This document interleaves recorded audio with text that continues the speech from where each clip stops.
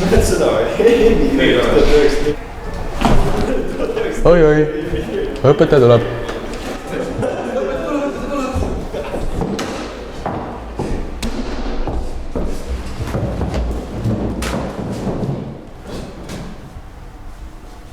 Mida sina seal veel tütitad? Kas sa ei näe, et tund on peale hakanud? Ja sina seal tagumises kolmandas püsti, tund algab.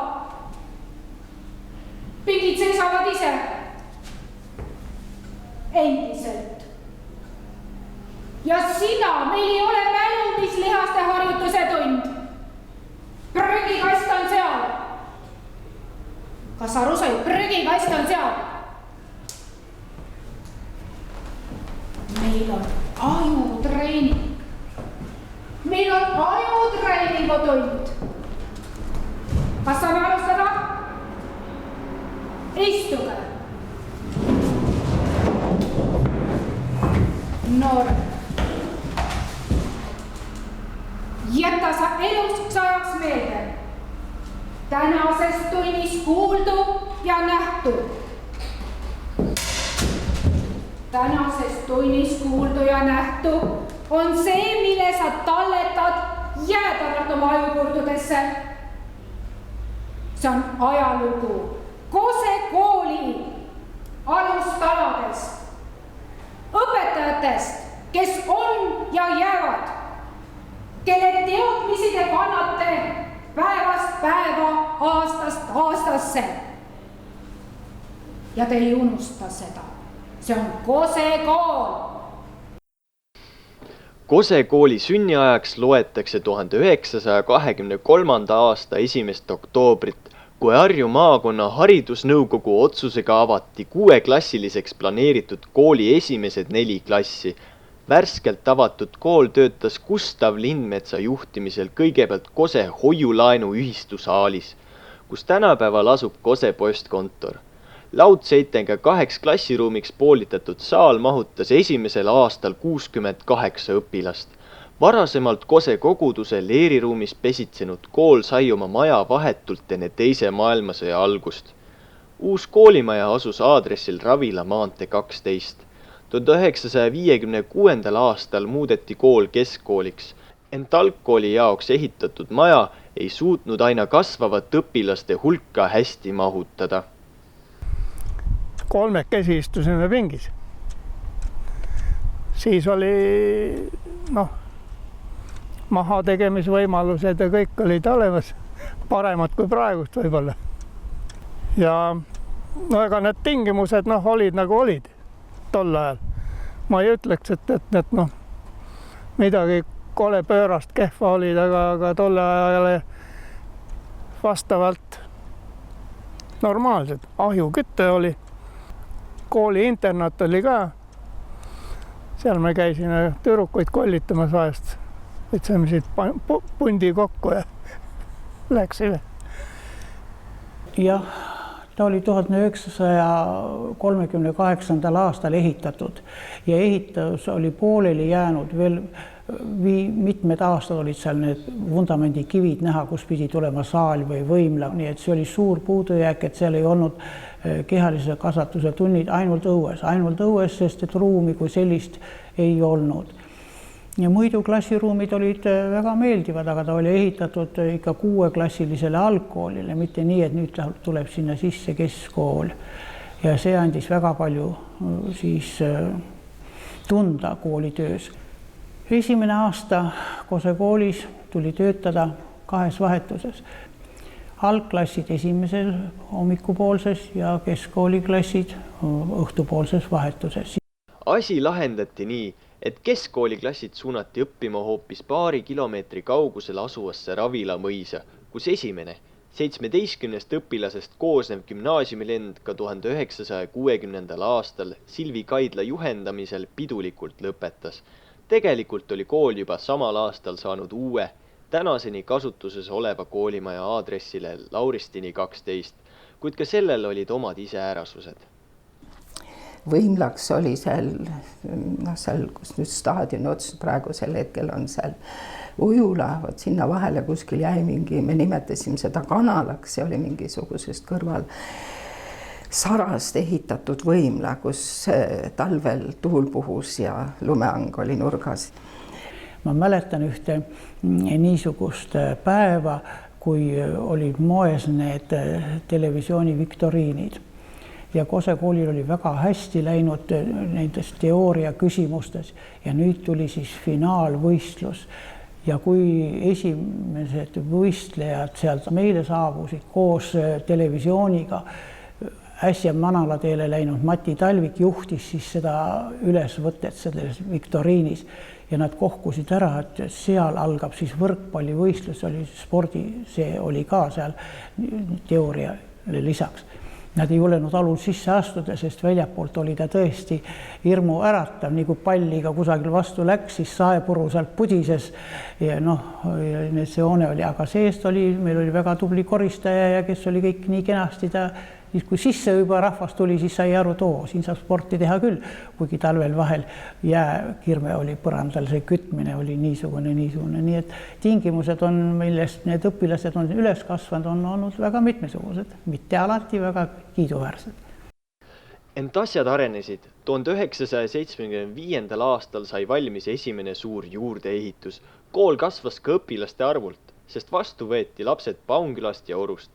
1980. aastal ületas Kose kooli õpilaste arv 800 piiri. 1984. aastal saabus fenomenaalse kanala lõpp, sest valmis peaaegu sama kuulsusrikas Kaarhall.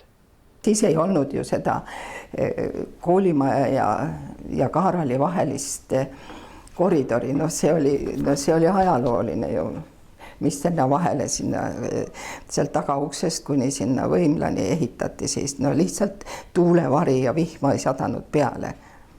Ja see oli siis mitu aastat, kui see Kaarhall oli kasutusel ja siis ei olnud ka seda vaheehitust, siis seda hakati ehitama tol ajal, kui mina olin. Mitte midagi ei olnud. Staadionit ei olnud. Tükk aega, see oli vana staadion oli.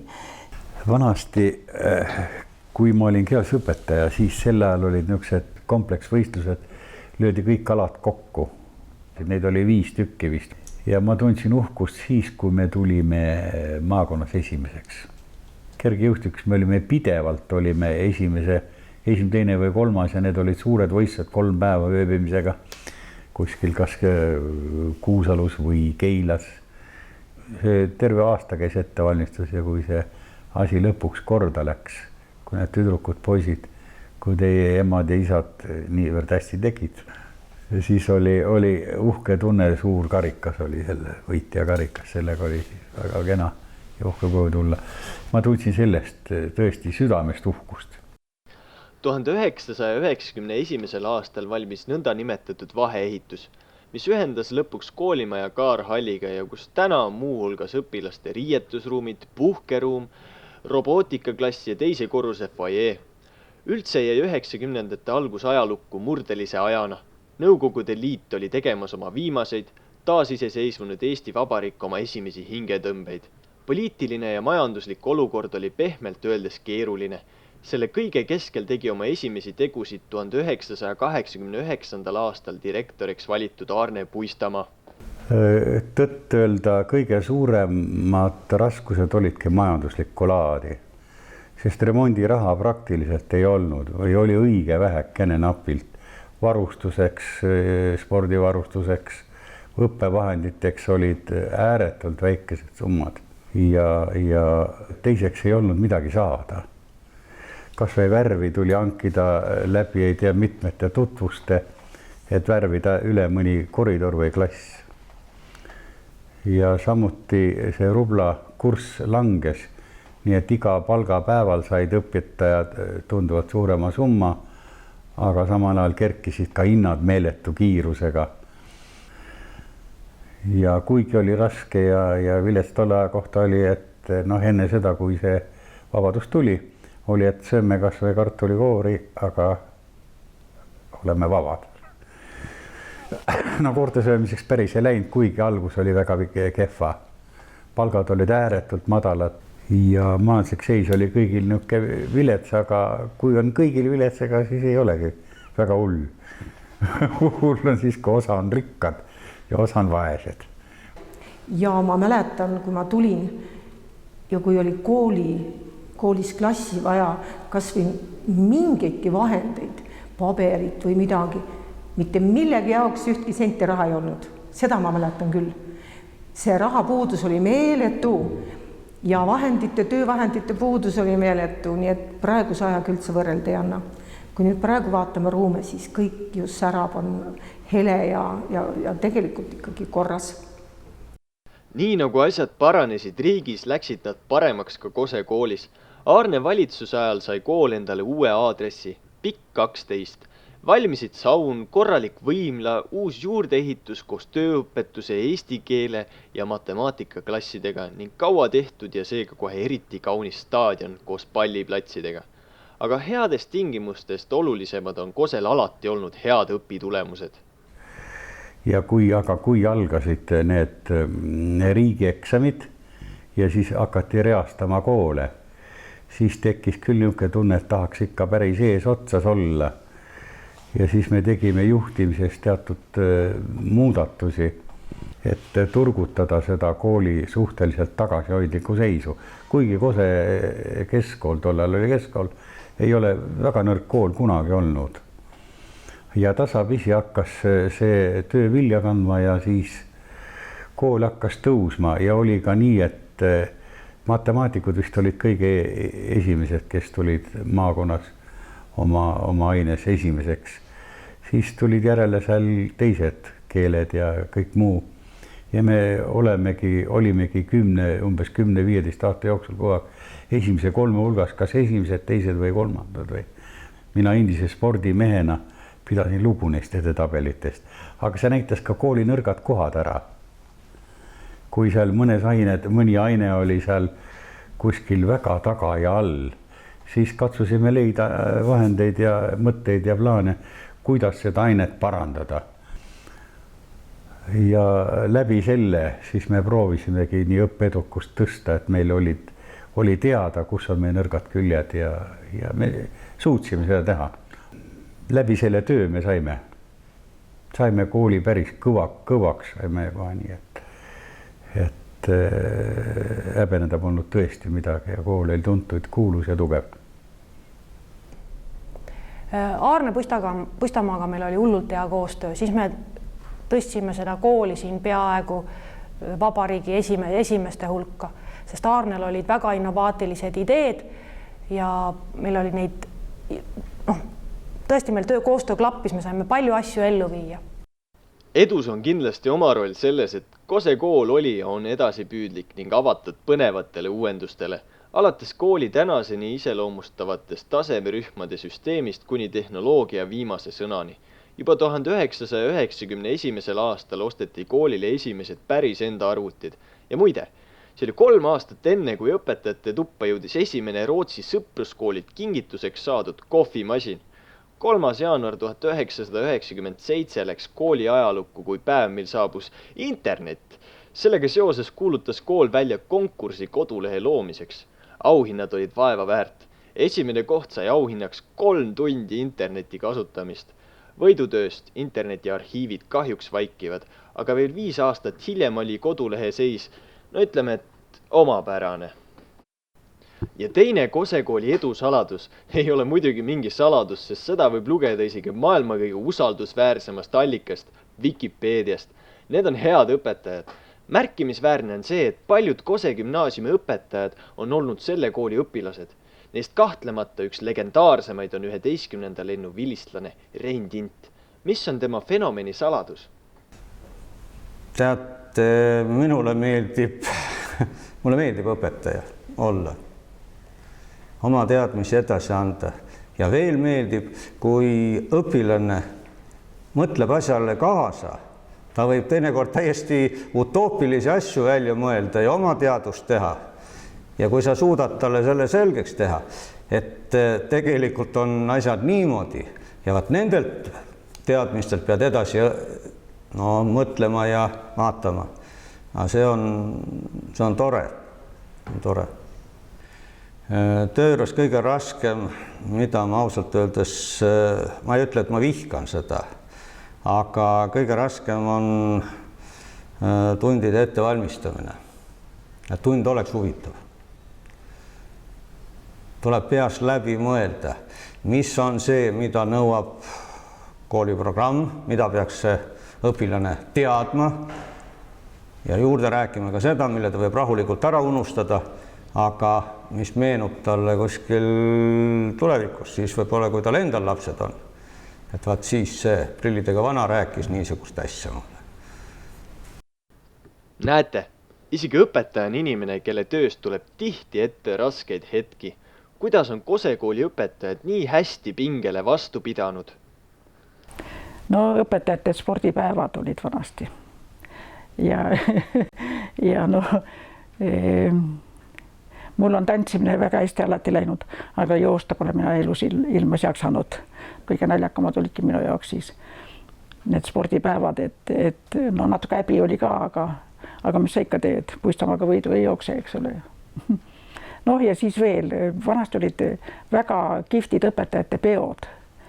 Meil olid sõpruskoolid siin Harjumaal, kus käidi üksteisel külas ja siis said õpetajad ennast välja elada nagu niimoodi ja siis need õpetajate päevad või õpetajate peod, mis vanasti toimusid, olid ikka hoopis teistmoodi kui praegu on. Praegu on niimoodi vaikselt, kõik istuvad, võtavad oma veiniklaasikese ette ja siis niimoodi edasi. Aga siis olid meil ikka mängud ja niimoodi, et ikka ja igaüks pidi ennast hästi tobedasti, et naised pidid riietuma meesteks ja mehed pidid riietuma naisteks ja kui Puistamaa ikka oma seelikuga tuli, siis tükk aega oli vaja tal otsida, kelle seelik tal selga mahub.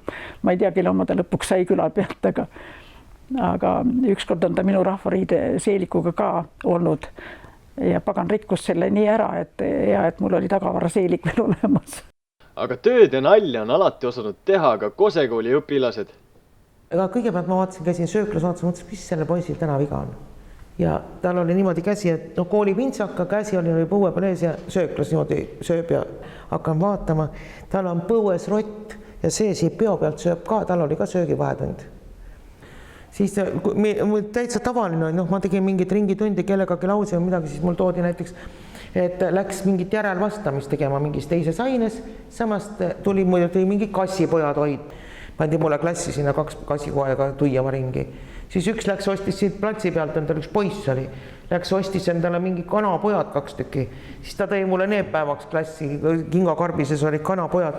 Ja vaata, kui üks toob juba, siis järgmisel kollal oli juba terve rida hamstreid oli kooriproovis. Siis kõik tahtsid oma hamstreid ju mulle näidata, üks oli karvasem ja ilusam kui teine. Et siuke puuma on ka üle käinud. Ma mäletan seda, kuidas me läksime nendega proovieksamit tegema seal, siis oli minu meelest veel see vana Kaarhall või, isegi ei tule meelde. Ja läksime proovieksamit tegema Võimlasse ja siis kõik lauad olid pandud paika ja siis kui tuli üks noormees, hakkas oma asju välja tõstma, kõigepealt tõstis tindipoti, siis tõstis selle lahtise sule. Ta kirjutaski nii. Ja siis teine tuli, võttis pingi ja hakkas sättima umbes ja et pendlit välja ei võtnud, et kus tal siis kõige paremini sobib istuda. Mina olin nendega harjunud, aga teised komisjoni liikmed olid küll sellised närvišoki ääre peal tundusid olevat. Ja siis üks nendest samadest poistest siis ükskord kirjutas mulle prantsusekeelse kirja antitunni ajal, tal oli teised 2 tundi nägid vaeva päris kirjandi kirjutamisega, tema nägi vaeva siis vestlussõnaraamatu abil mulle prantsuskeelse kirjandi kirjutamisega. Kahjuks me ei tõlkinud seda ära ja ühe sai ta ikka. Oma andeid osati siiski kasutada ka mujal. Kose õpilased on alati olnud eesrindlikud lauljad, tantsijad, pillimehed ja näitlejad, kelle tegemised on korduvalt jõudnud ka teleekraanile. Vähe on neid vilistasi, kes poleks ühel või teisel hetkel kooris või rahvatantsus käinud või kooli 10 erinevatest traditsioonidest osa võtnud. Aga entusiasmiga tehti seda kõike, neid rivivõistlusi, kõik tahtsid võistelda ja kõik nii edasi. Samamoodi kõik, missugused üritused on ikka koolis toimunud, kui palju ja nad kõik valmistati ette ja tehti niisugune kollektiivne tegemine oli väga-väga au sees ja tahe teha. Tahe teha on ka praegusel koolidirektoril Martin Medaril. Minu eesmärk on see, et me töötame selle pärast, et meie õpilased saaksid hea hariduse. Ja hea ja laiapõhjaline haridus ei tähenda mitte ainult riiklikku õppekava või kooliõppekava, vaid tähendab veel midagi enamat. Kas või sama need projektid, mis on Monika Oll ellu kutsunud, projektipäevad, loodusõpperetked, erinevad projektid ja konkursid, kus on saanud õpilased osaleda. See on kõik Kose gümnaasiumi hariduse üks nii-öelda võti, et täiendada õppetööd. Hea ja laiapõhjalise hariduse tagamiseks teeb kool seega jätkuvaid jõupingutusi. Lähitulevikus on plaanis vahetada kooli võimla põrand, valmis on plaanid uueks uhkeks keemialaboriks, aga mida saavad õpilased ise teha säravama hariduse nimel? Õpilane peab tunnis töötama, minu põhimõte oli selline, nii et särk-märg, aga kodus kuiv. Kui sa pead ikka tunnis saama asja selgeks, mitte nii, et sa tuled koju ja mõtled, oh jumal, neid võrrandeid ei saa ju tasakaalu, aga sa ei teagi neid võtteid, mida klassis õpetati, kuidas need reaktsioonivõrrandid tasakaalu panna. Sa ei võtnud sellest õpetamisest omale grammigi. Ja siis sulle tundub kõik raske, igav, tüütu, lööd oma vihikud ja raamatud kinni ja järgmisel päeval on sinu koha peal tühi koht. Aga mis kooli puutub, siis Kose koolis on olnud väga erinevaid aegu. On olnud Kose kool ka palju suurem kui praegu. See oli eelmise sajandi 80. aastatel, kus meil oli üle 700 õpilase, siis hakkas arv jälle vähenema, praegu oleme me kuskil 500 juures. Teine asi, mis siin võib öelda, et gümnaasiumi osa on hakanud väiksemaks minema sellel lihtsal põhjusel, et transpordiolud on väga head, paljud vanemad käivad Tallinnas tööl ja selle tõttu ta võtab hommikul oma lapse kaasa, õhtul tulevad tagasi. See on iseenesest täitsa loomulik. Aga mis puutub kooli tasemesse, siis Kose kool on endiselt taseme poolest väga hea. Kui te seda enne ei usu, siis vaadake, tehke oma katseid kuskile niinimetatud eliitkooli. Ja te näete, et te saate sinna väga kergesse ja mitmesse kooli korraga sisse, teid oodatakse. Hea meelega võetakse vastu. Mida siis Kose kooli kohta öelda? Kas saabki üldse lühidalt kokku võtta seda aegade, isiksuste ja emotsioonide virvarri? Mõnus. Ühe sõnaga on meil väga mõnus kool.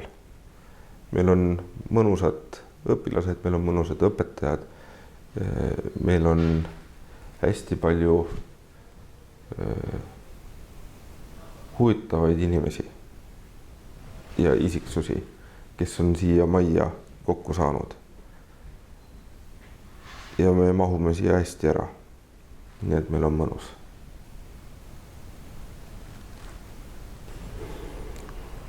Kose kool on minu kodukool. Mina olen Kose gümnaasiumi fänn ja sellega on kõik öeldud.